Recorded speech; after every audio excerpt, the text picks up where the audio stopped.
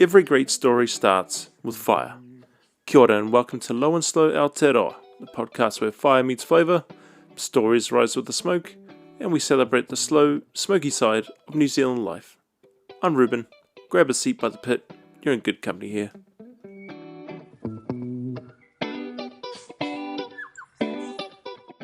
Alright, first episode. Finally here. Now, I'm just going to lay this out right now. I'm not a pro. I'm not a chef. I'm just a guy in his backyard trying to make some good food without overthinking it. And if you're the same, then you're in the right place. So let's get this started, eh? What I want to do is to showcase the New Zealand barbecue scene.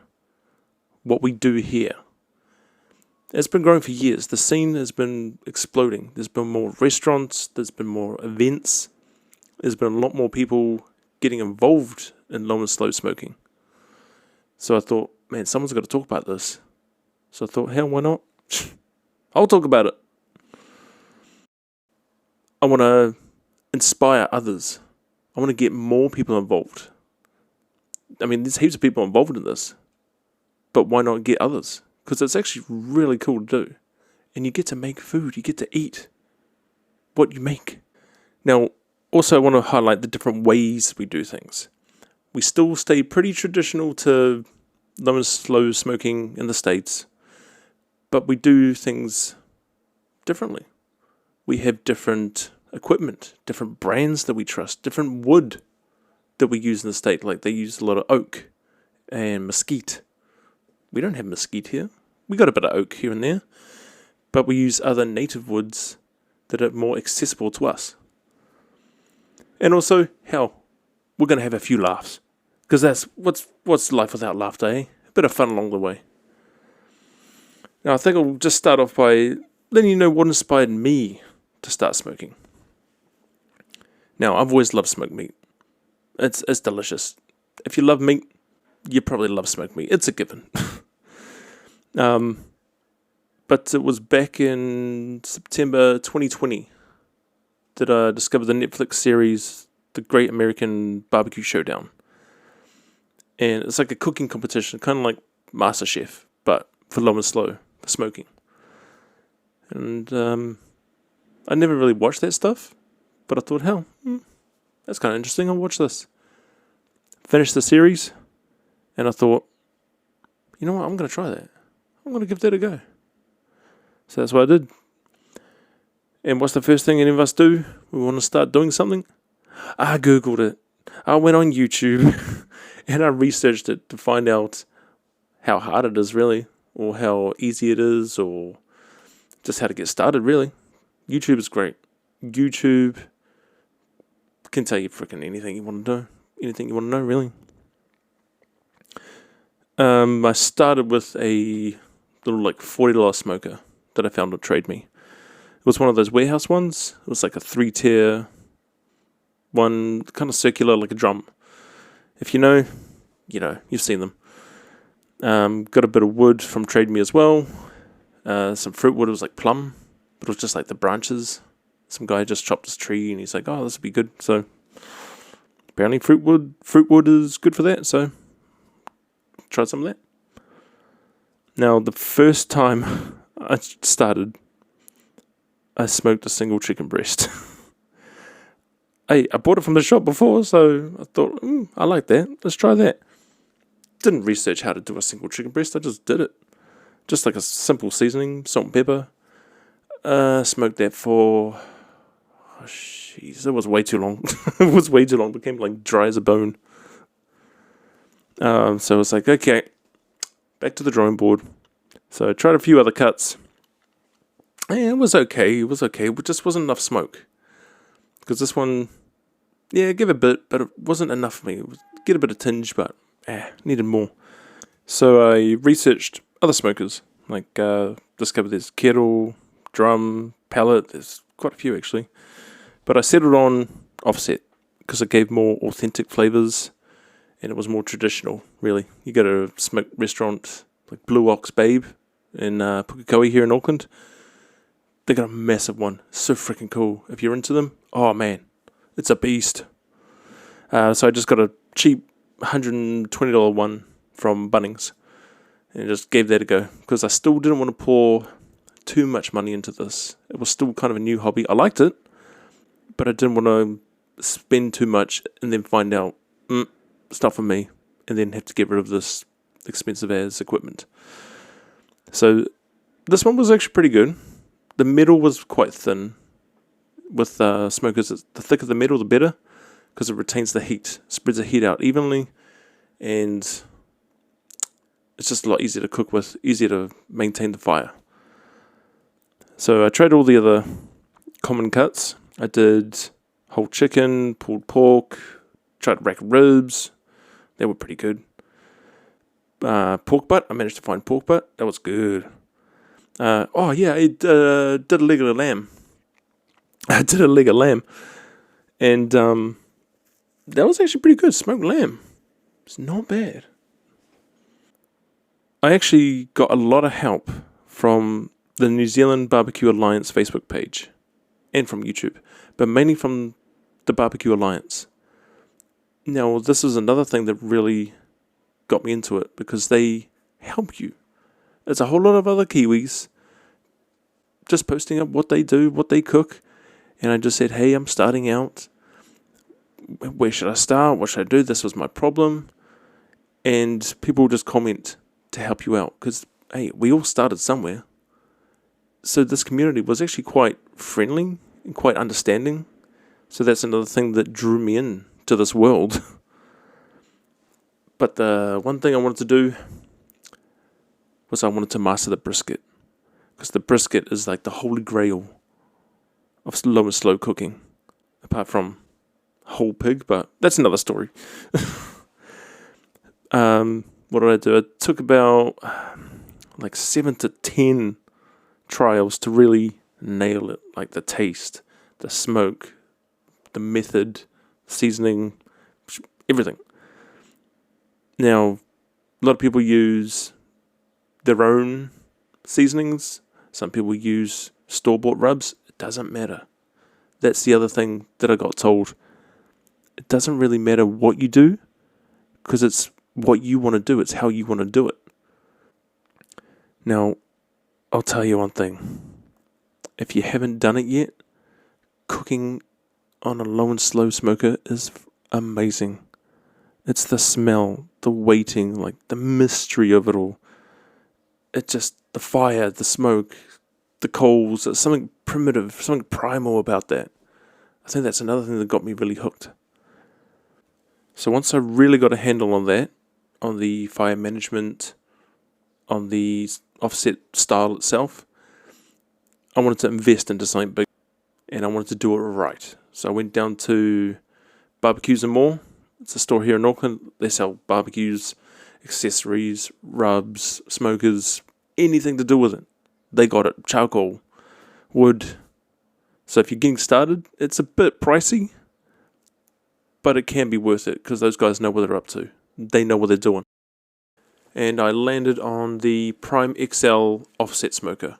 Thicker metal, double door, nice big firebox there as well, because that's what I've used. And I think I've settled on that. I'm like, yep, offset, that's the one I'm going for. Now that the metal is thicker on this, can't remember the exact millimeters of how thick it is, but it's a lot thicker than the $120 one from Bunnings. But that's what's done good for me, is that because I was able to manage the fire well on the Bunnings one, that now I've got this bigger, better bad boy. I call it Black Betty. It's so much easier because it holds the heat and stuff. So I think I actually lucked out better. I started small. I started with the lowest of the low, and now that I've got the bigger, better one, it's easy as pie, man. So I finally did that, and this time I was going to do it right. So I seasoned it properly. I tested the fire management before putting meat on to get it really locked in. So it's always better to, with a new smoker, is to test the fire management. Put some wood on there, don't put any protein on there. Just see how it goes. Check the flue, check the air intake from the firebox, and just manage it that way. That way you don't get any dirty smoke onto your meat. Because hell, I've made every mistake you can think of. Vents closed too tight, fat wasn't rendered, under or overcooked, you name it. But that's how you learn. That's how you improve. And ever since then, I've been smoking anything I can, trying different cuts. Mainly what I do is brisket because I mastered that. I got that down. And what I did was I followed recipes from other people, and I also took advice from the New Zealand Barbecue Alliance, because there's things that needs to reach to eat it safely, but they say things like, oh, you don't need to do it that low for that long. Brisket can take a fair bit of heat, whack it up to a bit higher, and it still has amazing results. So it's those little things that some people just don't tell you. So it's always good to reach out and ask people, especially from this page, because they're really humbling, they're really helpful, and I just highly recommend them. But I got advice from them, advice from YouTube, and also the traditional way to do a brisket. And I put it all into my own way of doing things, added my own methods of doing things, because what may be right for some people may not be right for you. Basically, what I do is I smoke my brisket for about, depending, 6 to 9 hours on the smoker. Take it off, wrap it in butcher's paper, put it in the oven, and then I get to go to sleep. Because once it's taken on some smoke, you put it back on the smoker, it's not going to take on any more smoke, it's just the heat. So at least if I put it in the oven, I can get some shut-eye. And then I take it out, wrap it in a towel, still in the butcher's paper, wrap it in a towel, put it in a chili bin, let it sit there, let it rest for 2-3 hours is a good sweet spot. Then I take it out, unwrap it, smell that beautiful, I can't describe it. It's, especially when you do it yourself, freaking amazing. And then you let it rest, unwrapped, for about an hour, and then you cut into it. It will still be hot. And that's the thing, that's how I picked up things. I got advice from different people. Now, I started this podcast to not only share my experiences and my passion for barbecue, but to showcase the New Zealand style of low and slow smoking, not only to the rest of the country, but to the world.